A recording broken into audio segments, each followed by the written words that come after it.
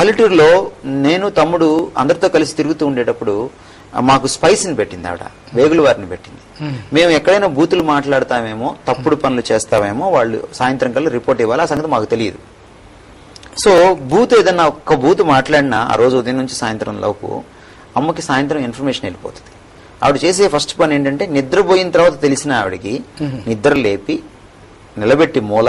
అలాగే హైందవ నేపథ్యం నుంచి వచ్చినప్పుడు అనేకమైన కమ్యూనిటీస్ నుంచి, మాకు కమ్యూనిటీ ఫీలింగ్ మా తల్లిదండ్రులకి కానీ పితరులకు కానీ లేకపోవడం నేను చాలా అతిశయంగా ఫీల్ అవుతాను.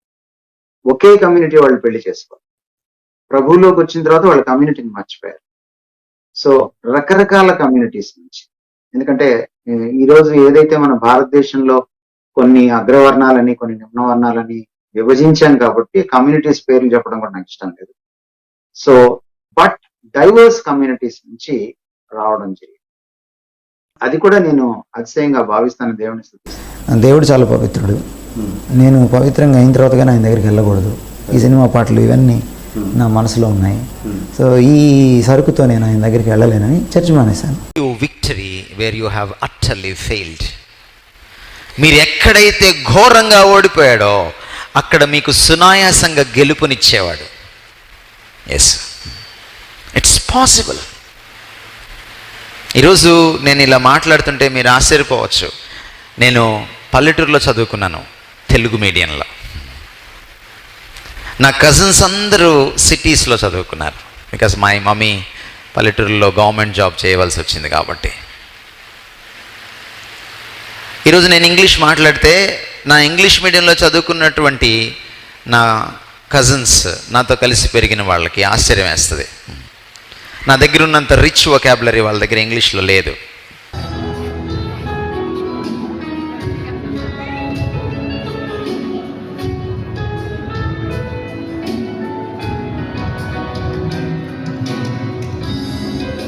సంఘ చరిత్రలో లేకపోతే మానవ చరిత్రలో చాలామంది మనకి తల్లులు కనపడతారు. ఓకే, అంటే మనకు ఒక నానుడు ఉంది, ప్రతి పురుషుడి విజయం వెనక ఒక స్త్రీ ఉంటుంది. ఆమె ప్రతిసారి భార్య అవ్వాల్సిన పని లేదు, ఆమె ఒక తల్లి అయ్యే అవకాశం ఉంది. చాలా సందర్భాల్లో మనం అబ్రహాం లింకన్ లాంటి వాళ్ళని మనం తలుచుకున్నా, సెయింట్ అగస్టిన్ లాంటి వాళ్ళని మనం చూసినా, మనం వాళ్ళ వెనుక వాళ్ళ తల్లుల అంటే ప్రభావము, వాళ్ళ యొక్క పునాదులు, వాళ్ళ యొక్క పెంపకము, వాళ్ళ యొక్క మరి స్ఫూర్తి ఎంతో ఉందని మనకు చరిత్ర చెప్తుంది. ఈరోజు అమ్మ బడిలో కానీ ఎవరైనా పాఠాలు నేర్చుకుంటే దేశం చాలా బాగుపడుతుంది, దేశం చాలా అద్భుతంగా ఉంటుంది. నేరాలు ఘోరాలు సీరియల్స్ తీసుకోవడానికి స్టోరీలు దొరకవు. ఓకే, అంత క్రైమ్ రేట్ కూడా తగ్గిపోతుంది. ఈరోజు సమాజం బాగుండాలంటే, పౌరులు బాగుండాలంటే తల్లి ఒక పాత్ర చాలా ప్రాముఖ్యమైనది. ఒక ఎగ్జాంపుల్ నేను చెప్తాను. మేము పల్లెటూరులో చదువుకున్నాం. అమ్మ గవర్నమెంట్ టీచర్గా పనిచేస్తున్నప్పుడు పల్లెటూరులో నేను తమ్ముడు అందరితో కలిసి తిరుగుతూ ఉండేటప్పుడు మాకు స్పైస్ని పెట్టింది ఆవిడ, వేగుల వారిని పెట్టింది. మేము ఎక్కడైనా బూతులు మాట్లాడతామేమో, తప్పుడు పనులు చేస్తామేమో వాళ్ళు సాయంత్రం కల్లా రిపోర్ట్ ఇవ్వాలి, ఆ సంగతి మాకు తెలియదు. సో బూత్ ఏదన్నా ఒక్క బూత్ మాట్లాడినా ఆ రోజు ఉదయం నుంచి సాయంత్రం లోపు అమ్మకి సాయంత్రం ఇన్ఫర్మేషన్ వెళ్ళిపోతుంది. ఆవిడ చేసే ఫస్ట్ పని ఏంటంటే నిద్రపోయిన తర్వాత తెలిసిన ఆవిడకి నిద్ర లేపి నిలబెట్టి మూల విసనకర్రలు ఉండేవి. ఆ విసనకర్రలో వెనక ఈ ఏంటి కేన్ ఉంటది అనమాట, దాన్ని వెనక్కి తిప్పి మూతి మీద కొడుతుంది. అప్పటికి మేము వినకుండా అప్పుడప్పుడు మాట్లాడేస్తూ ఉండేవాళ్ళం, ఏముందిలే అన్నట్టుగా. ఎందుకంటే పల్లెటూరులో ఈ బూతు మాటలు చాలా సహజంగా వచ్చేస్తూ ఉంటాయి. మా మదర్ ఎలా డిసిప్లిన్ చేశారంటే నాకు బాగా గుర్తు. ఇక మాకు బూతులు మానడము సాధ్యం కాలే మాకు, ఎందుకంటే అందరూ బూతులు మాట్లాడతారు పల్లెటూరులో. మా స్కూల్లో అందరూ మాట్లాడతారు, మరి ఎలా? సో ఒకరోజు ఏం చేసిందంటే అట్లకాడ బాగా కాల్చేసింది. ఈ ఇనుప అట్లకాడలు ఉంటాయి, సూదిగా ఉంటాయి అన్నమాట. కాల్చేస్తే ఎర్రగా అయిపోతుంది కదా, ఆ ఎర్ర అట్లకాడని తీసుకొచ్చి ఈ పెదాలకి 1 ఇంచి దూరంలో పెట్టింది. చెప్పు, నీకు ఇది లాస్ట్, మాట్లాడతావా? ఆవిడ వాత పెడుతుందని కూడా మాకు తెలుసు, ఆవిడ వెనకాడదని కూడా మాకు తెలుసు. మనకిప్పటికీ గుర్తు, ఆ కాల్చిన అట్లకాడ కాల్చిన ఇనుము వాసన ముక్కులోకి వెళ్ళి అది నసాలానికి వెళ్ళి అది బ్రెయిన్లో ఎలాంటి పని చేస్తుందో ఆ స్మెల్ ఇంకా గుర్తుంది నాకు. అందుకే ఈరోజు నాకు కోపం ఒకవేళ తారాస్థాయికి వచ్చినా బూతులు మాత్రం బయటికి రావు. ఎందుకంటే బూతుల్ని సమూలంగా తీసివేసింది నా మెదడులోంచి ఆవిడ. అంటే డిసిప్లిన్, మదర్ యొక్క డిసిప్లిన్ అనేది చాలా ప్రాముఖ్యమైంది. ఎంత డిసిప్లిన్ చేసిందంటే కరెక్ట్గా నేను 10th హాఫ్ ఇయర్లీ రాసేటప్పటికి ఆవిడ ఆఫ్రికా వెళ్ళిపోయింది. నేను మళ్ళీ డిగ్రీ ఫైనల్ ఇయర్లో ఉండేటప్పటికి వచ్చింది. దాదాపు 3 ఏళ్ళు ఆవిడ మా దగ్గర లేదు దాదాపుగా, మధ్యలో వచ్చి వెళ్ళినా కూడా. ఇంటర్మీడియట్ క్రూషియల్ చెడిపోవడానికి. నా చుట్టుపక్కల రకరకాలైనటువంటి వ్యక్తులు ఉన్నారు నా ఫ్రెండ్స్లో, కానీ ఒక్క అలవాటు, ఒక చెడ్డ అలవాటు నాకు ఏర్పడలేదు. కారణం ఏంటంటే అమ్మ దగ్గర లేకపోయినా టీనేజ్లో అంత భయం పెట్టింది ఓకే అమ్మ.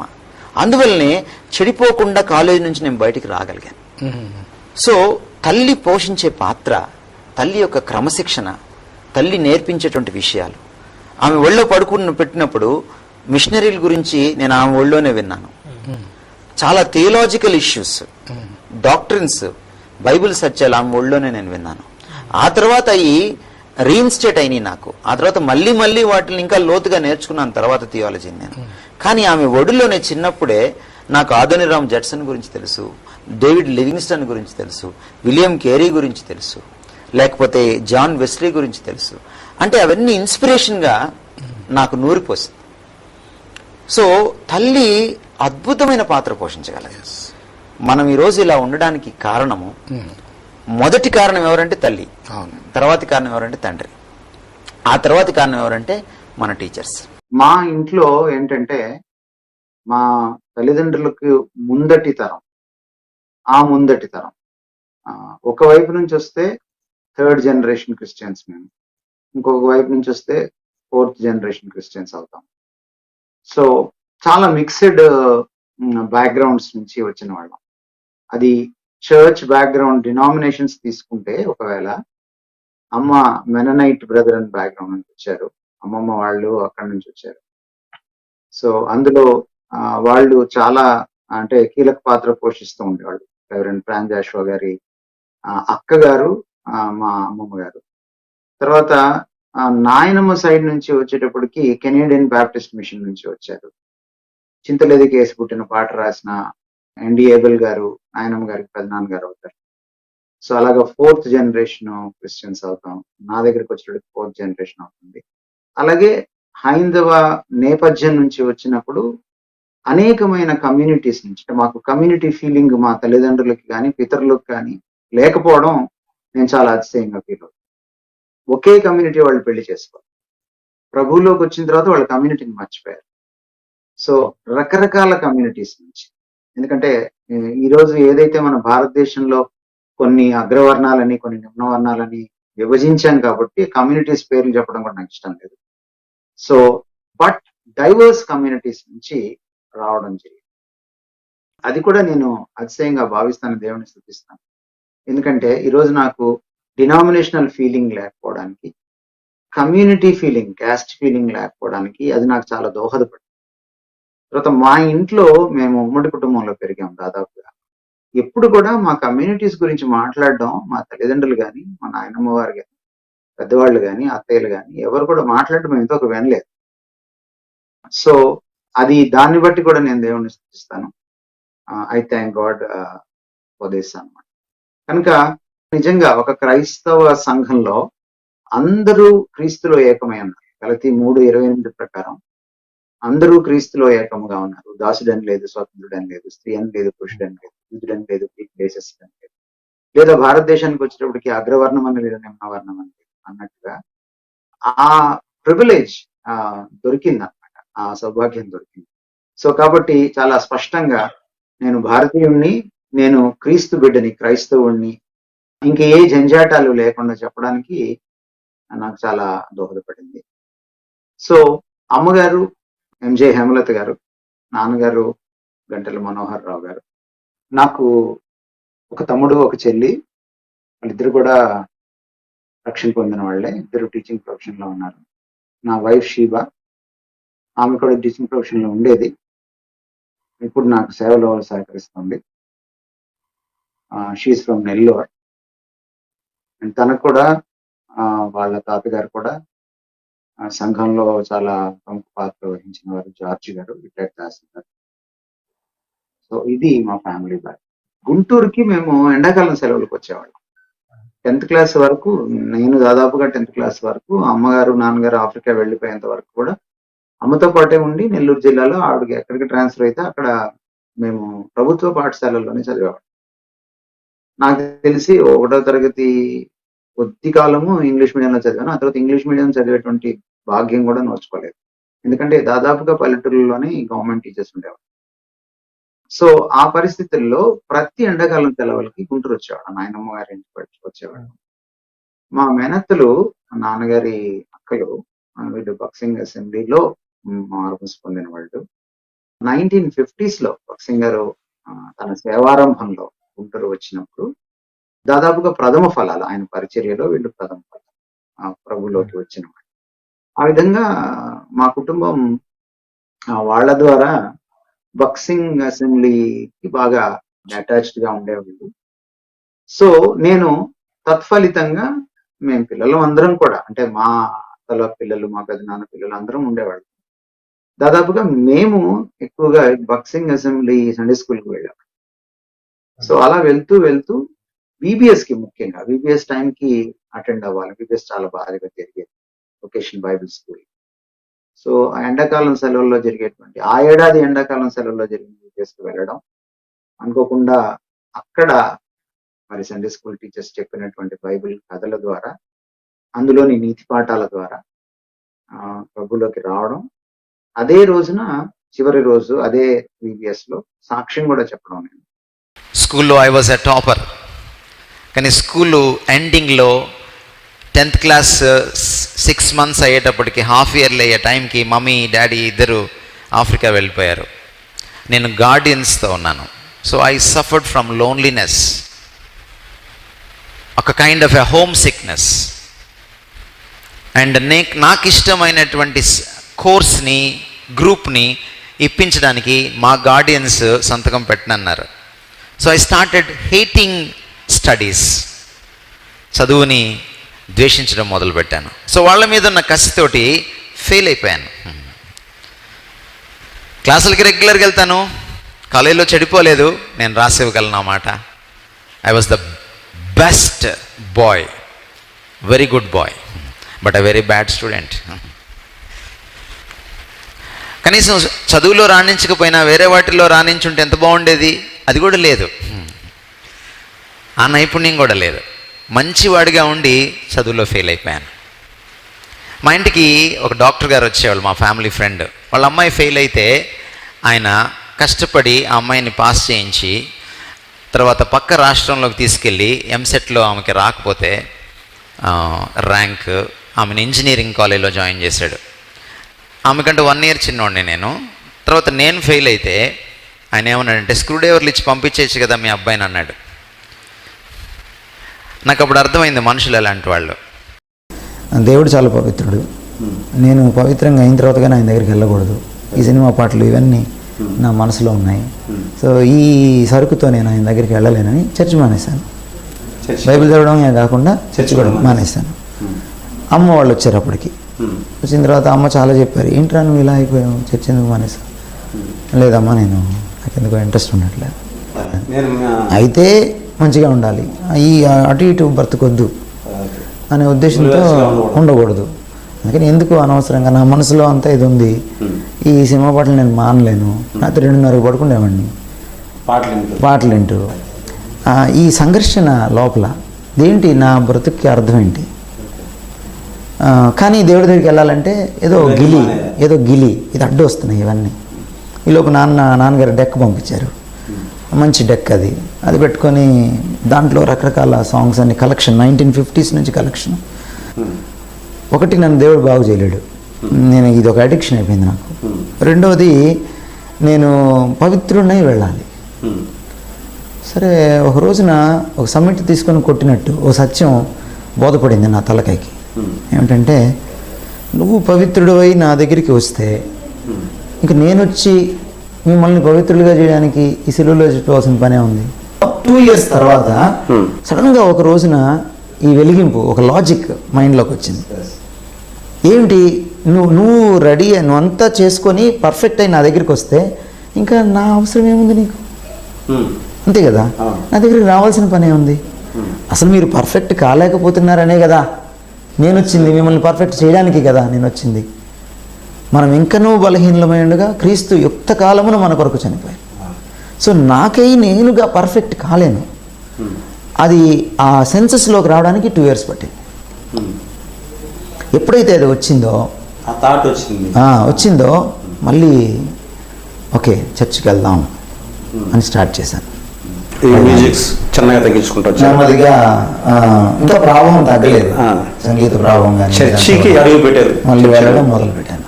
చిన్నప్పుడు చాలా చురుగ్గా ఉండేవాడిని, అన్నిట్లో ఉన్నవాడిని, మానేశాను అనమాట. ఈలోపు మళ్ళీ మ్యూజిక్ టీం ఒకటి అమెరికా నుంచి వచ్చింది, సెలబ్రెంట్ సింగర్స్ అని, గుంటూరులో, వే బ్యాక్ ఇన్ 89 ఆ టైంలో. వాళ్ళు గుంటూరు మెడికల్ కాలేజీలో ఒక ప్రోగ్రామ్ చేశారు. దానికి మేమంతా వర్క్ చేసాం. అది సాయంత్రం స్టార్ట్ అయింది, చాలా బాగా చేసాము. చాలా అద్భుతమైన ఎక్విప్మెంట్ అనమాట. వాళ్ళ టీము అమెరికన్స్ ఉన్నారు, జర్మన్స్ ఉన్నారు, ఆస్ట్రేలియన్స్ ఉన్నారు, ఆస్ట్రియా నుంచి వచ్చారు, ఇలా ఫ్రెంచ్, రకరకాల వాళ్ళు ఉన్నారు. సరే అక్కడ జాజిస్టు అతను డాక్టరు, ఈ ప్రొఫెషన్లో ఉన్నాడు. అది మెడికల్ కాలేజ్ కాబట్టి ఆ రోజు ఆయన టెస్ట్ అని చెప్పాడు. జాజిస్ట్ యాజ్ ఎ డాక్టర్ ఎలాగ దేవుళ్ళలోకి వచ్చాడు, క్రీస్తుని నమ్ముకున్నాడు. అయితే ఈ వెస్ట్రన్ కంట్రీ మీద ఉన్నటువంటి పాశ్చాత్య సంస్కృతి మీద ఉన్న, నా దేశం అంటే నాకు చాలా ఇష్టం, ఆ సంస్కృతి మీద ఉన్న దురభిప్రాయం ఒక్కసారిగా తొలగిపోయింది. వాళ్ళు స్టార్ట్ చేసిన విధానం, వాళ్ళు స్టార్టింగ్ దేవునికి మహిమనిస్తూ స్టార్ట్ చేశారు. వాళ్ళ బాడీ లాంగ్వేజ్, వాళ్ళు పాడే విధానం, వాళ్ళ భయం, భక్తి ఆ స్టేజ్ మీద చూసినప్పుడు, పక్కకి వెళ్ళినప్పుడు కూడా మామూలుగా అమెరికన్స్ వెస్టర్నర్స్ ఉన్నట్టుగా లేరు వాళ్ళు. చెప్పేసి అట్లా లేరు వాళ్ళు. మన మ్యూజిషియన్స్ని చాలామందిని చూశాను అప్పటికే నేను. మ్యూజిక్ వాయిస్తారు, పక్కకెళ్ళి ఒక దమ్మేసి వస్తారు, మ్యూజిక్ వాయిస్తారు, పక్కకెళ్ళి ఏదో మాట్లాడతారు, చూస్తారు. ఈ వాక్యం స్టార్ట్ అయ్యేటప్పటికి కిందకి దిగి వెళ్ళిపోతారు. ఇది క్రైస్తవ మ్యూజిషియన్స్తో పిచ్చికి తిరిగాను అప్పటికే నేను. స్పాట్లో సంగీతానికి సాహిత్యం రాయడం ఇవన్నీ జరిగినాయి, రికార్డింగ్స్కి వెళ్ళడం. తేడా, చాలా పెద్ద తేడా. వాళ్ళలో నిజమైన దేవుని భయాన్ని, భక్తిని చూశాను. ఇక కూర్చుండిపోయాను, అక్కడ కూర్చుండిపోయాను. అప్పటికి ఇంకా బైబిల్ చదవడం మళ్ళీ అలవడా రెసిస్ట్ చేసుకుంటా వస్తున్నా. చర్చికి వెళ్ళాను కానీ దేవుడిని రెసిస్ట్ చేసుకుంటా, ఎదిరిస్తూ మనసులో వస్తున్నా. ఈలోపు ఒక ఆంటీ నా గురించి విపరీతంగా ప్రార్థన చేస్తున్నారు. ప్రకాష్కి అన్నీ ఉన్నాయి కానీ మారు మనసు లేదు, అదొక్కటి రావాలి ప్రభు అని. మా అత్తమ్మ దగ్గరికి ఆవిడ ప్రార్థనకు వచ్చేది, పెద్ద ఆవిడని రాత్రి వదిలిపెట్టడానికి వెళ్ళి వచ్చేవాడిని అనమాట. ఈ మధ్యలో ఆవిడ నన్ను తెలుసుకొని, నేను మారు మనసు పొందితే చాలు, ఇంకా అన్నీ ఉన్నాయి కుర్రాడికి అని ఆవిడ నాకు తెలియకుండా ప్రార్థన చేస్తూ ఉంది. ఆవిడ నాకు తెలియదు ప్రార్థన, అమ్మగారు ఆల్రెడీ చేస్తున్నారు. సో ఈ పరిస్థితుల్లో వీళ్ళు వచ్చారు. ఈలోపు అక్కడ ఒక వాక్యం చెప్పారు వాళ్ళు, ప్రతి మోకాలు వంగాలి ఆయన ముందు ఒక రోజున, ప్రతి నాలుగు ఆయన స్తుతించాలి. అక్కడ దేవుడు నన్ను ఒక వేటు వేసినట్టు, నువ్వు ఎంతకాలం నన్ను ఎదిరిస్తావు, రేపొద్దున రాకడ వస్తే నువ్వు ఎదిరించిన ఈయన ముందే నువ్వు వంగాల్సి వస్తుంది, నువ్వు స్తుతించాల్సి వస్తుంది. కానీ అప్పుడు నిన్ను ఆయన అంగీకరించడు. నీకు ఇంకా ఛాన్స్, ఫ్రీడమ్ ఉన్నప్పుడే స్వచ్ఛందంగా నువ్వు దేవుడికి మోకాళ్ళు ఉంటే, ఆరాధిస్తే, అది నిజమైనటువంటి భక్తి, ఆరాధన, వినమ్రత, విధేయత. ఎందుకంటే ఆయన దానికి తగినవాడు, యోగ్యుడు. సో ఆ రోజు కమిట్ చేసుకున్నాను యేసుక్రీస్తు వారికి. దాదాపుగా నాకు ఆ మీటింగ్లో కమిట్ చేసుకున్నాను. వాళ్ళు కూడా వచ్చి కౌన్సిల్, ఇక దేవుడితో ఎక్కువ గడపడం మొదలుపెట్టాను. ఒక రోజున యోహాను సువార్త చదువుతున్నప్పుడు ఆయన వచ్చినప్పుడు, పరిశుద్ధాత్మ దేవుడి గురించి యేసుక్రీస్తు వారు మాట్లాడుతూ, ఆయన వచ్చినప్పుడు మిమ్మల్ని సర్వసత్యంలోకి నడిపిస్తాడు, మీకు అన్నీ నేర్పిస్తాడు అని ఇవన్నీ చెప్తూ ఉంటే, చార్ల్స్ స్పర్జన్ పుస్తకాలు అప్పటికి చదువుతుండేవాడిని, ఏడబ్ల్యూ టోజర్ పుస్తకాలు చదువుతూ ఉండేవాడిని. నేను ఒకరోజు మోకరించి ప్రార్థన చేశాను. మోకరించి ప్రార్థన చేయడం మొదలుపెట్టాను. ప్రభువా, నువ్వు నిజంగా నేను మారు మనసు పొందితే, నాకు రక్షణ అనుభవం ఉంటే, నాకు నువ్వు ఆత్మనిచ్చుంటే, నువ్వు జ్ఞానానికి మూలమైతే, నాకు జ్ఞానాన్ని ఇవ్వు. నన్ను అందరూ అజ్ఞానిగా చూస్తున్నారు. I just want to prove to the world that I am a wise man. And దేవుడు నాకు విజ్డమ్ ఇచ్చాడు. ఎక్కడ ఓడిపోయానో అక్కడ నన్ను గెలిపించాడు ఆయన. మన పని ఏంటంటే ఆయన నమ్మడం. చాలా కాలం నుంచి మనం చర్చ్కి వస్తున్నాం, యేసుప్రభుని ఎలా చూస్తున్నాం అన్నది ప్రశ్న. యేసుప్రభుని చూడాల్సిన స్థాయిలో చూస్తున్నామా లేదా అన్నది ప్రశ్న. పౌలు అంటాడు, I can do all things అని వదిలిపెట్టాడు పౌలు. ఈరోజు చాలామంది సెల్ఫ్ కాన్ఫిడెన్స్ గురించి మాట్లాడుతున్నారు. There is no self confidence as such. When self confidence is anchored in the confidence in God, then self confidence is valid. ఆత్మవిశ్వాసం ఎప్పుడు విలువైంది అవుతుందంటే, దానికి ఎప్పుడు విలువ వస్తుందంటే, దేవుని యందు మన విశ్వాసం ఎప్పుడైతే ఉంటుందో ఆ విశ్వాసంలోంచి పుట్టుకొచ్చిన ఆత్మవిశ్వాసం నిజమైన ఆత్మవిశ్వాసం. పౌలు, మీరు ఫిలిప్పీ పత్రికలో చదివితే పౌలు అంటాడు, నేను సమస్తమును చేయగలను అని. నేను ఫుల్ స్టాప్ పెట్లా అని ఏమనంటే, నన్ను బలపరచు క్రీస్తు నందు నేను సమస్తము చేయగలను. I can do all things through Christ who strengthens me. యేసుప్రభుని మనం ఎలా చూస్తున్నాం, దాన్ని బట్టే నేనెవరనేది నాకు అర్థమవుతుంది. న్యూనతాభావంతో సఫర్ అయ్యేవాడిని నేను. ఎవరైనా ఇంటికి వస్తే వాళ్ళకి గుడ్ మార్నింగ్ చెప్పాలంటే నాకు కాళ్ళలోనికే. Such a timid boy I was. కానీ ఈరోజు నా వేల మందితో నేను మాట్లాడగలను. నేను ఎస్పీలతో మాట్లాడాను, ఐఏఎస్ ఆఫీసర్స్తో మాట్లాడాను యేసుప్రభు గురించి కూడా. నక్సలైట్లతో కూర్చొని ప్రత్యక్షంగా వాదించాను, బైబిల్ కరెక్ట్ అని, కాల్ మార్క్స్ కంటే కూడా యేసుప్రభు గొప్పవాడని. God has given me courage. భారతదేశంలో ఉన్నటువంటి పెద్ద పెద్ద సైంటిస్టులతో కూర్చున్నాను. They could not answer my questions. I'm just an MA. బహుశా నాకు గుర్తుండి నేను పెద్దవాళ్ళతో కూర్చున్నప్పుడు కొన్నిసార్లు నాకు ఇంకా పీజీ కూడా అవ్వలేదు. నేను ఎక్కడ ఓడిపోతానో అక్కడ నన్ను గెలిపించగలిగిన ప్రభువు నాకున్నాడు, మనకున్నాడు. మనం యేసు ప్రభువుని ఎలా చూస్తున్నాం అన్న దానిపైన, మనల్ని మనం ఎలా చూసుకుంటున్నాం అన్నది ఆధారపడి ఉంటుంది. మన జీవితాన్ని ఎలా చూస్తున్నాం అనేది ఆధారపడి ఉంటుంది.